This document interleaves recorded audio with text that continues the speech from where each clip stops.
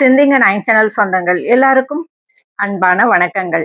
இன்னைக்கு நம்ம சேனல் ஆன்மீக தகவல் பகுதியில அக்ஷய திருதியை அன்னைக்கு நாம வீட்ல பூஜை அறையில அக்ஷய திருதியை கிட் அப்படிங்கிறத மூட்டையாக கட்டி பூஜை அறையில வச்சுட்டு தீப ஆராதனை பண்ணிட்டு அதற்கு பிறகு அதை நாம பீரோல, கல்லாப்பெட்டியில இல்ல நம்மளுடைய தொழில் நிறுவனங்கள் அலுவலகங்கள்ல நாம நமக்கு உரிய இடத்துல நம்ம வச்சுக்கிட்டோம் அப்படின்னு சொன்னா நல்ல ஒரு செல்வ வளம் பெருகும், குலதெய்வத்தினுடைய அருள் கிடைக்கும், வீட்ல எப்போதுமே நிறைவான வளமான செல்வங்கள் சிறப்பா இருக்கும் அப்படின்னு சொல்லியிருந்தேன்.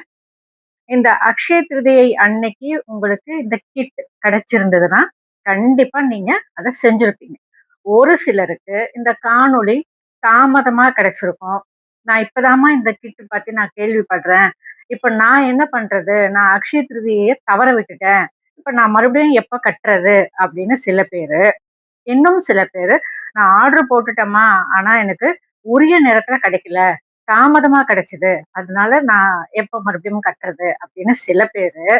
இன்னும் சிலர் எனக்கு வாங்கிட்டேன். ஆனா அத கட்டக்கூடிய சூழல் உருவாகல. மாதவிடாய் ஆயிட்டேன். ஒரு இறப்புக்கு போயிட்டேன். இல்ல ஒரு தவிர்க்க முடியாத ஒரு சூழ்நிலை என்னால கட்ட முடியல. இப்படி ஒரு சில பேர். இன்னும் ஒரு சிலர், இத பத்தி எனக்கு தெரியாது. இந்த காணொளிய பார்த்த பிறகு தான் நான் இத வாங்கினேன் அப்படின்னு சில பேர் இப்படி நெறைய காரணங்கள் சொல்லி, ஆ எனக்கு இன்னைக்கு வரைக்கும் மெசேஜ் அனுப்பிக்கிட்டு தான் இருக்கீங்க. இந்த தகவல் உங்களுக்காக நான் சொல்றேன். அதாவது அக்ஷய திருதியை அன்னைக்கு உங்களால அக்ஷய திருதியை கிட் அப்படின்ற அக்ஷய திருதியை மூட்டை, பேரிச்சம்பழம் மூட்டைய கட்ட முடியல அப்படின்னு சொன்னா, இன்னொரு நாள் நீங்க கட்டிக்கலாம். என்னைக்கு அப்படின்னா, பௌர்ணமி அன்னைக்கு நீங்க கட்டிக்கலாம். எப்போ பௌர்ணமி?